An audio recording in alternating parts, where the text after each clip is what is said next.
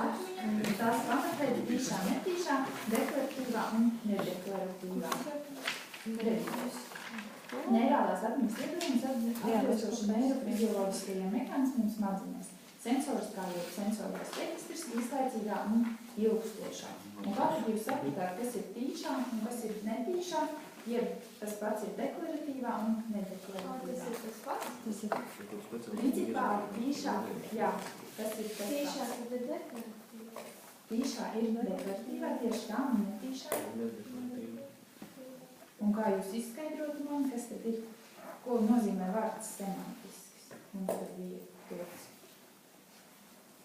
Bet semantiskā atmiņa ir daļa no deklaratīvās vārdi un simboli. Jā, tieši tā.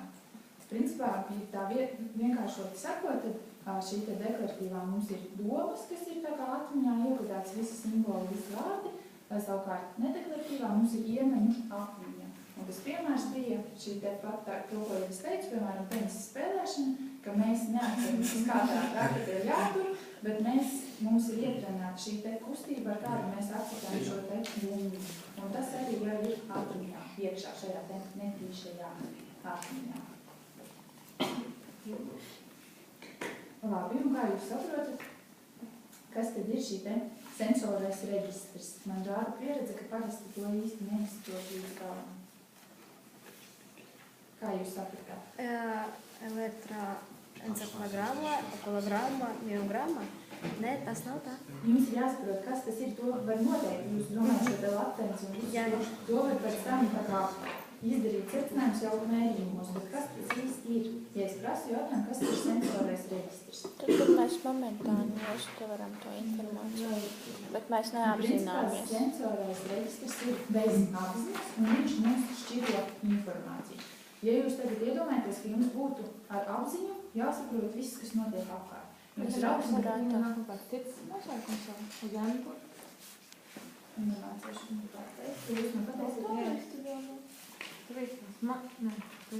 momentānā. Iespējams. Tāpat ir sensorā. Bet labāk sakiet sensorais reģistrs.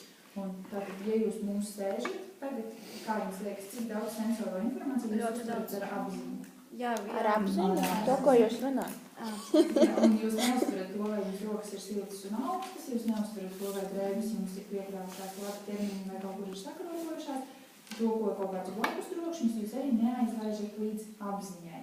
Un tas ir tas sensorā reģistra tā funkcija. Viņš šķiro šo te informāciju, kas mums ir tā kā svarīgs un kas nav šajā mirklī svarīgs. Kam mēs pievēršam uzmanību un kam nepievēršam uzmanību. Vienkāršot sakot, ko mēs aizlaižam līdz apziņai un ko mēs neaizlaižam līdz apziņai. Un tas ir tas uzdevums. Un tālāk to, ko jūs teicāt par šo te elektroencefalogrāfiju, var pēc elektroencefalogrāfijas pēc šiem te viļņiem noteikt, vai ir pievērsta šī uzmanība, vai uzmanība nav pievērsta. Un kas ir tie priekšnoteikumi, vai mēs pievērstu uzmanību, kā jums liekas? Kaut kas ārpus normas. Kaut kas ārpus, piemēram, ja es visu laiku paaugstinātu rokas, nezinu, jūs laiku vairs nepamanītu paaugstināšanu. Bet ja es vienā brīdī uzplaukšinātu stiprāk, jūs uzreiz pamanītu, ka es esmu paplaukštinājusi stiprāk. Un tas ir uz visiem šiem te stimuliem, un ir arī stimuli, kas ir tā kā svarīgāki, tā var teikt par citiem, piemēram, sāpju stimuli. Uz sāpju stimuliem mēs reaģēsim daudz labāk nekā, piemēram, uz dzīves stimuliem. Visi šie te aizsardzības reakcijas, uz tām mēs reaģēsim pastiprināti. Un arī labs piemērs ir kustība. Tad, ja mēs skatāmies uz ainavu, mēs skatāmies uz visu ainavu kopā, un tā kā nekam atsevišķām detaļām uzmanību nepievēršam. Un tad pēkšņi kaut kas nokustās, un mēs uzreiz pievēršamies šim te kustīgajam objektām. Un tas arī ir sensorās reģistrs šis te uzdevums, ka viņš tieši vērš šo te uzmanību mums uz kustīgo iet cita veida stimulu.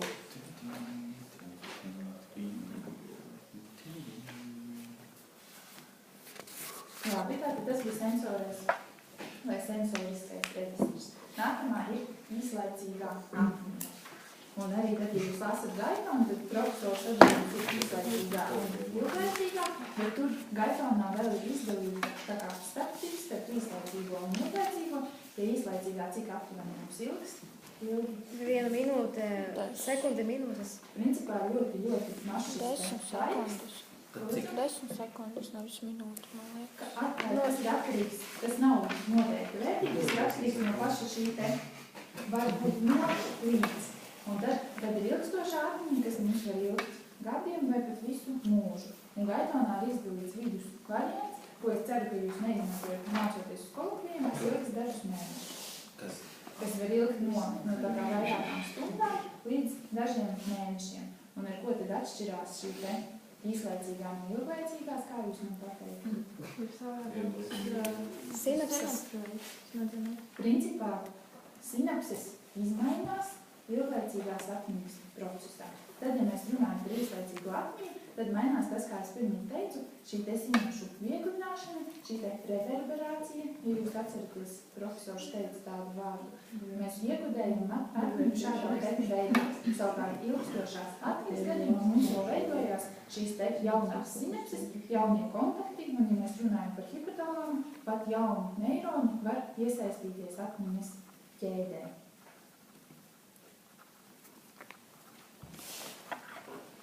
Un tālāk mums būs jautājumi arī vairāk par izlaicīgo un ilgstošu, un tad mēs parunāsim drusku smalkāk. Bet tātad jūs sapratāt, ilglaicīgā ir tad, kad veidojas šie te veidojas jaunas sitas, principā neiroplastiskas izmaiņas smadzenēs. Labi, un tad nākamais ir 10. jautājums par elektroencefalogrāfiju. No skalpa vismas reģistrēto potenciālu starpību izcēsme, elektroencefalogrāfijas viļņu, klasifikācija un raksturojums. Un kā jūs sapratāt, tātad elektroencefalogrāfija, kas tā ir par metodi? Mēs uz galvu. Uztver smadzeņu biopotenciāls, ko mēs liekam uz šīs kalpa? Elektrodus.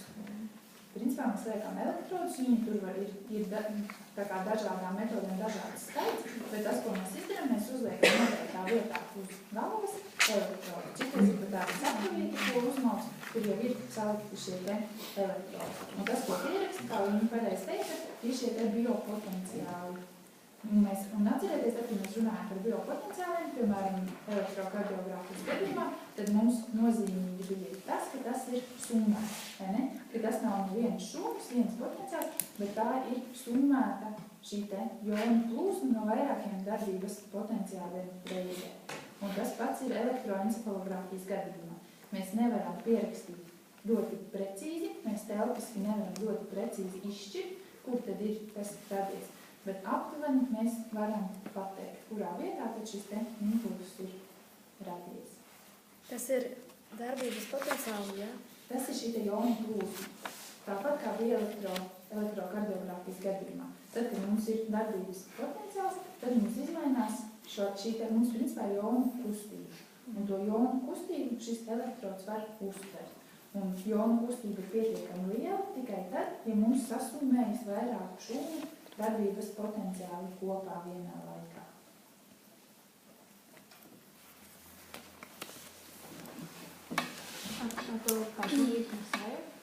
Tās līdzes var aptuveni zināt par tiem, kas ir alfa, beta, cik profesoram tur arī bija, principā, kāda tie runa bija, bet beta bija tās. Alfa, beta, teta un delta. Un delta, jā, un aptuveni, tā kā jāzina, kurā mirklī viņi parādās. Ja mēs runājam par beta viņiem, kad viņi mums parādās. Kad šeit tagad ar apstākļus domājam? Nomoda apstākļos, jā, par alfa viņiem, ja mēs runājam. Arī nomodā, un principā tur bija tas pieteikums, ka ja acis ir aizvērtas, tad viņi mums būs tā kā vairāk. Ja acis ir atvērts, tad būs beta, ja acis būs aizvērtas, pakaušu rajonā parādīsies šie te alfa viļņi. Teta viļņi, kad bija Bērniem un kad guļām. miegā, un bērniem arī nomodā. Un savukārt delta viļņi bija jau dziļāk miegā. Un ja jūs paskatīsieties atsevišķi par šo te konvenciālo un paradoxālo miegu, tad jūs redzēsiet, ka paradoxālajā miegā nav delta viļņi, paradoxālajā miegā var būt šie te beta viļņi. Kādas ir arī nomodā?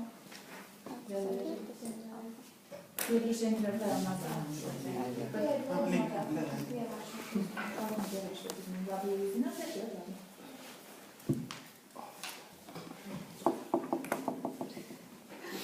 Tātad tas ir tas, ko es gribēšu dzirdēt no jums par elektroencefalogrāfiju. Tagad 11. jautājums, ko jau mēs praktiski arī izrunājam, tikai izņemot to saistību ar elektrokardiogrāfiju.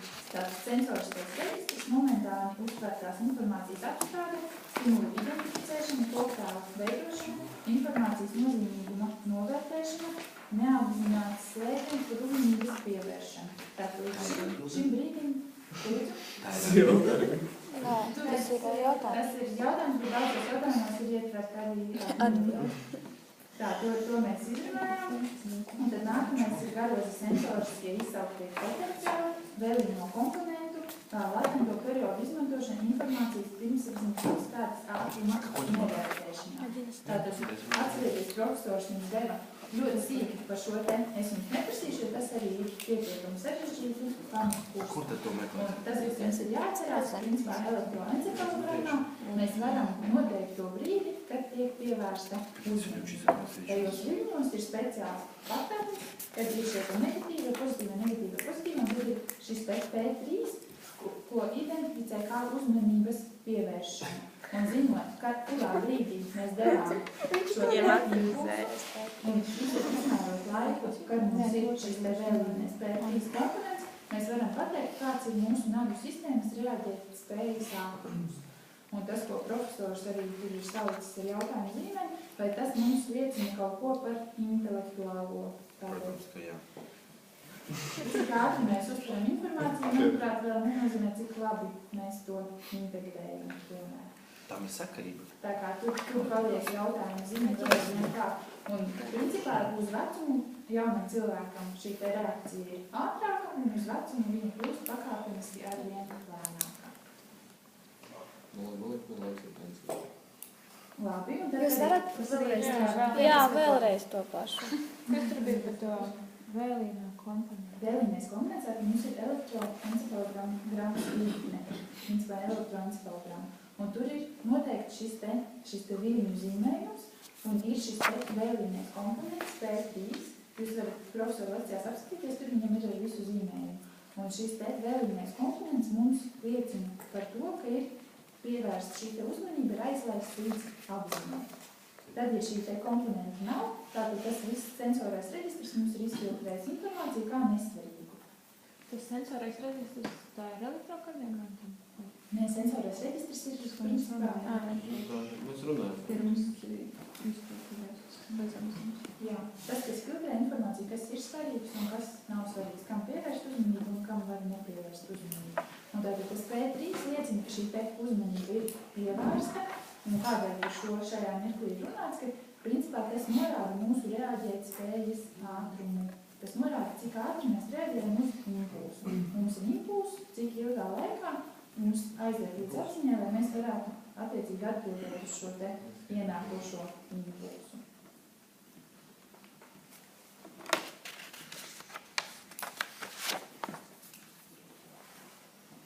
Labi, tad ķeramies tālāk. Kā jau es teicu, tālāk būs vairāk par šo te atmiņu. Pirmais ir īslaicīgā atmiņa un īslaicīgās atmiņas mehānisms. Tātad vēl pastāstiet man, mēs jau kaut ko izrunājam, kaut ko neizrunājām. Īslaicīgā atmiņa tātad bija sekundes. Sekundes līdz minūte, varbūt vairākas minūtes. Un kā tad mums šī te informācija saglabājās? Es jau pateicu šo te svešvārdu, reverberācija, un kā jūs sapratāt, kas tas ir? Kad ir noslēgts neironu ķēdes, kurām impulsi var cirkulēt. Principā, jā, mums ir šīs visi mūsu nervu sistēma darbojas ar neironu savienojumiem, ar neironu ķēdēm, kas sūta impulsus attiecīgi uz dažādiem centriem un skatās arī ienākošo informāciju. Tā saucās tā informācijas integrēšanā. Un īslaicīgajā atmiņā, tātad, kas ir jums jāatcerās, ka neveidojas, nav šie neiroplastiskie procesi, ka neveidos jaunas sinapses, neveidos jauni dzeloniņš. Bet šī informācija tiek saglabāta neironu ķēdēs, kas ir saslēgts, var teikt, aplī, un visu laiku uzbudina šis te aplī esošie saslēgti neironi, visu laiku uzbudina viens otru. Kamēr mums ir šis te uzbudinājums, tikmēr šī te informācija mums ir pieejama, mums viņa ir atmiņā. Bet pēc dažām sekundēm vai minūtēm šis te uzbudinājums cies, un mums šī te informācija pazūd no atmiņas, neatstājot nekādas pēdas.